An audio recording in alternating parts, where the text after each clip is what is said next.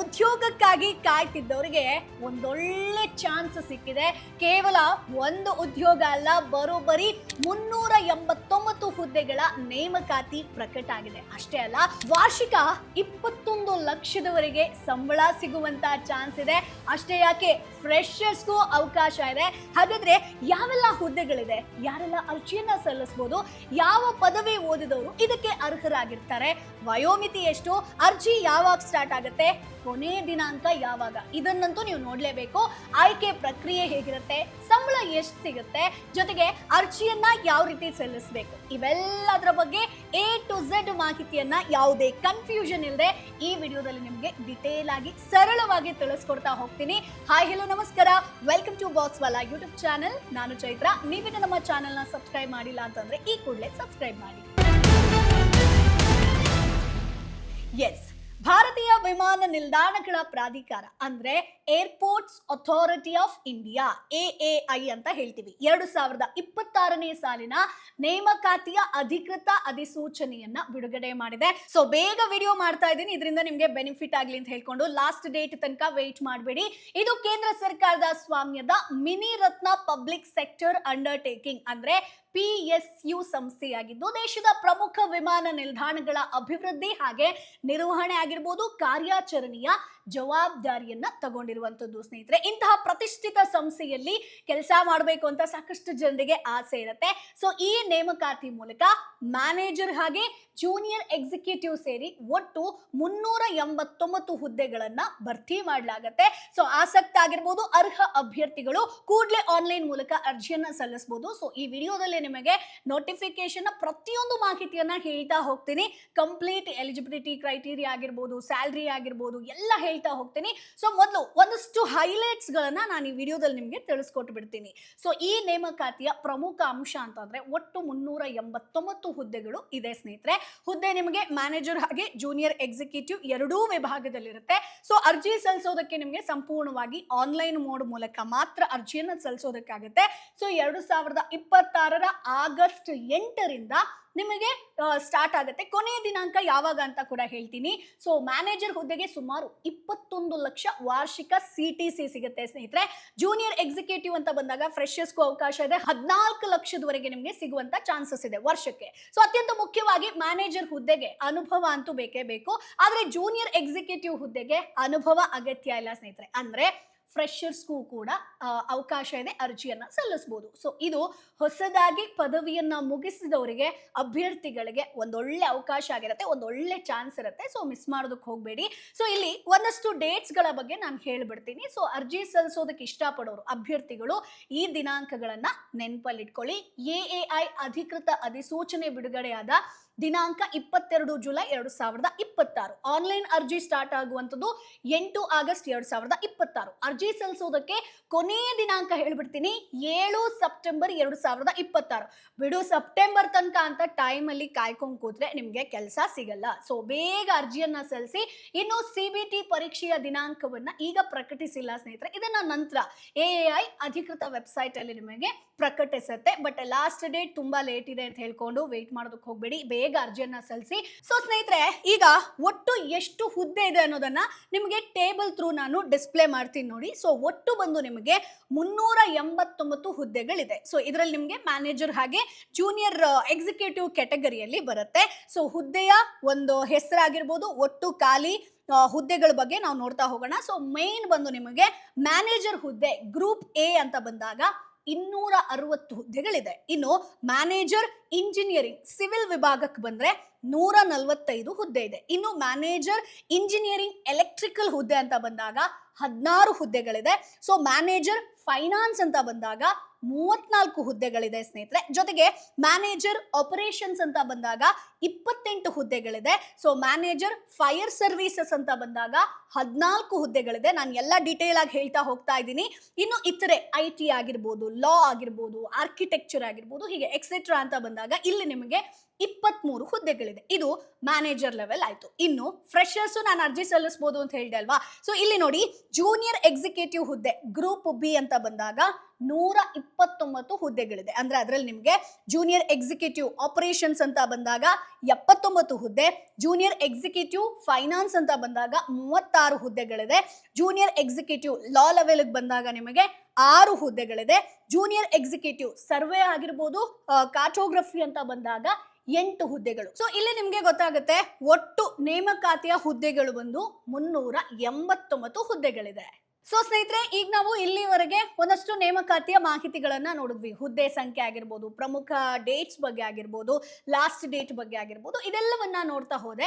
So ಈಗ next ನಾವು ನೋಡೋಣ, ಇದಕ್ಕೆ ಯಾರು ಅರ್ಜಿಯನ್ನ ಸಲ್ಲಿಸಬಹುದು, ಯಾವ ವಿದ್ಯಾರ್ಹತೆ ಬೇಕಾಗತ್ತೆ, ಅನುಭವ ನಿಜವಾಗ್ಲೂ ಕೂಡ ಕಡ್ಡಾಯನ, ಯಾವ ಕೆಟಗರಿಯವರಿಗೆ, ಫ್ರೆಶರ್ಸ್ಗೂ ಅವಕಾಶ ಇದೆಯಲ್ವಾ, ಅದು ಹೇಗೆ, ವಯೋಮಿತಿ ಎಷ್ಟು, ಸಂಬಳ ಎಷ್ಟು ಸಿಗುತ್ತೆ ಅನ್ನೋದನ್ನ ಎಲ್ಲವನ್ನ ಒಂದೊಂದಾಗಿ ನೋಡ್ತಾ ಹೋಗೋಣ.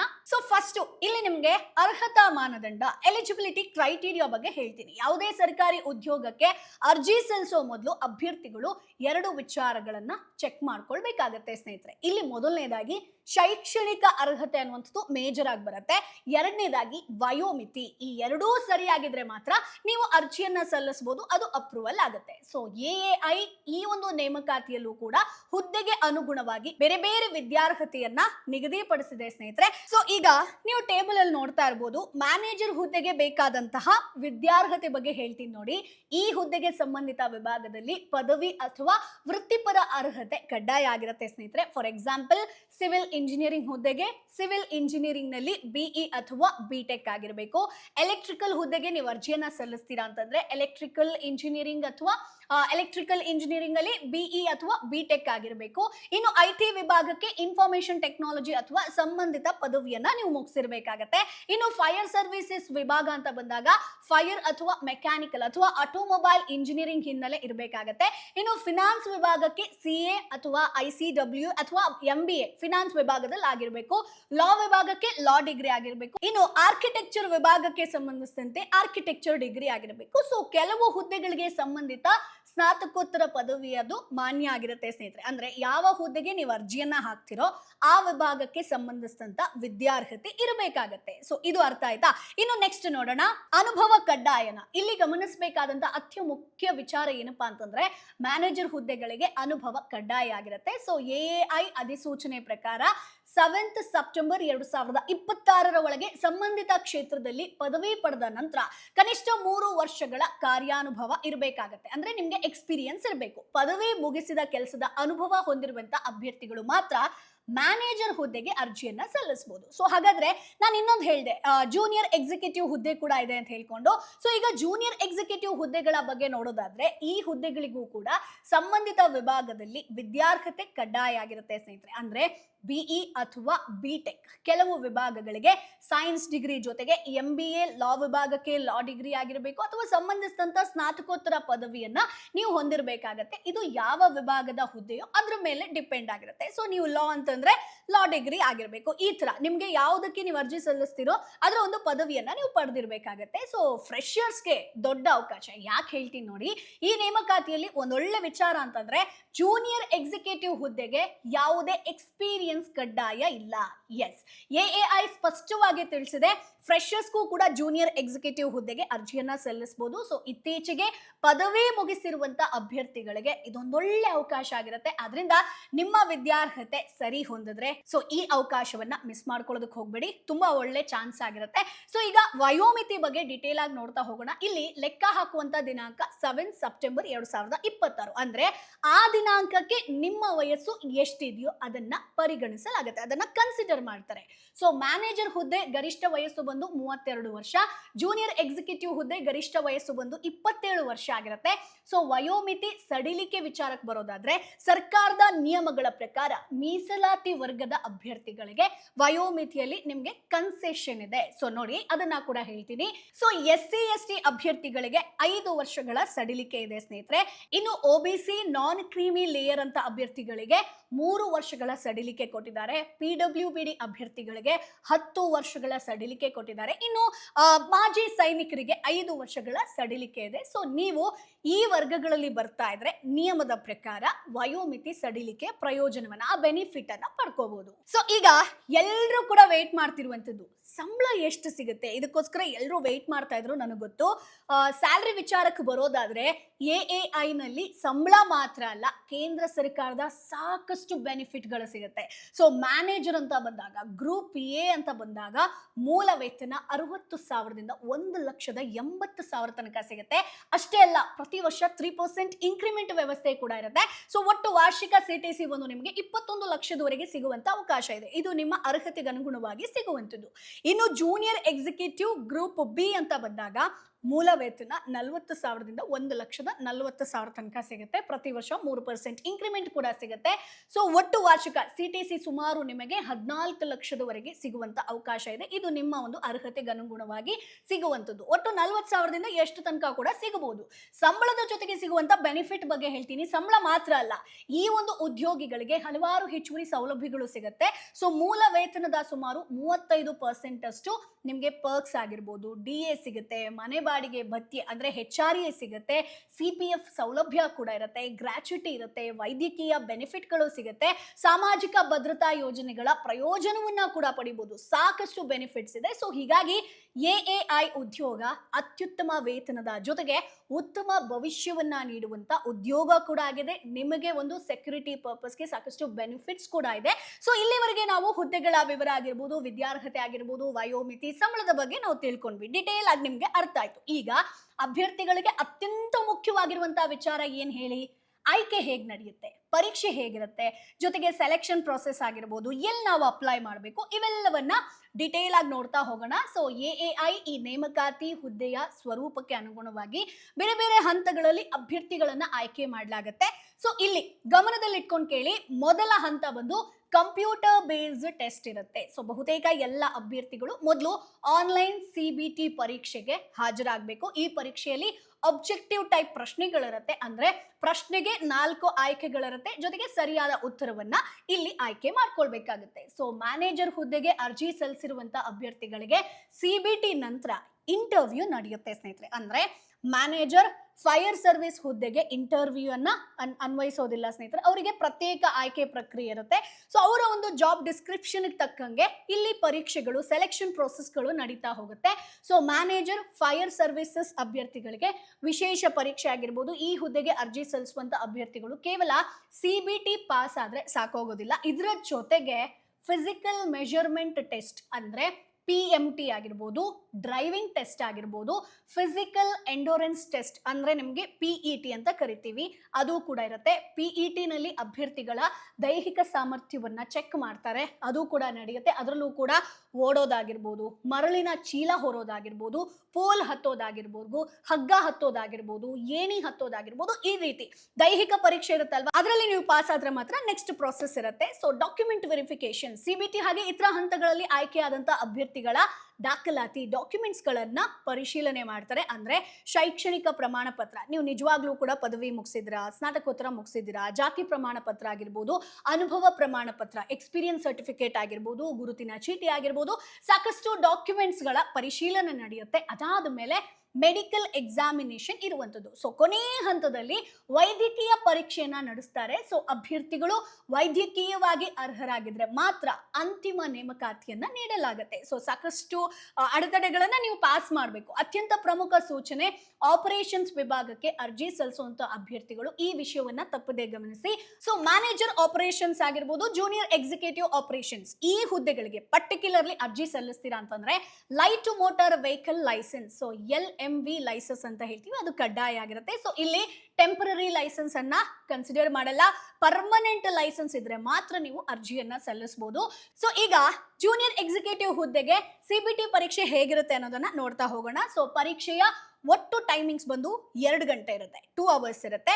ಒಟ್ಟು ಅಂಕ ಬಂದು 150 ಮಾರ್ಕ್ಸ್ಗಳಿರುತ್ತೆ. ಅತ್ಯಂತ ಒಳ್ಳೆ ವಿಚಾರ ಏನಪ್ಪಾ ಅಂತಂದ್ರೆ ನೆಗೆಟಿವ್ ಮಾರ್ಕಿಂಗ್ ಇರೋದಿಲ್ಲ ಸ್ನೇಹಿತರೆ. ಅಂದ್ರೆ ತಪ್ಪು ಉತ್ತರ ಕೊಟ್ಟರು ಕೂಡ ಅಂಕಗಳನ್ನ ಕಡಿತ ಮಾಡೋದಿಲ್ಲ. ಸೊ ಪರೀಕ್ಷೆಯಲ್ಲಿ ನಿಮಗೆ ಇಂಗ್ಲಿಷ್ ಹಾಗೆ ಹಿಂದಿ ಭಾಷೆಗಳಲ್ಲಿ ಇರುತ್ತೆ ಸ್ನೇಹಿತರೆ, 2 ಲ್ಯಾಂಗ್ವೇಜ್ ಅಲ್ಲಿ ಇರುತ್ತೆ.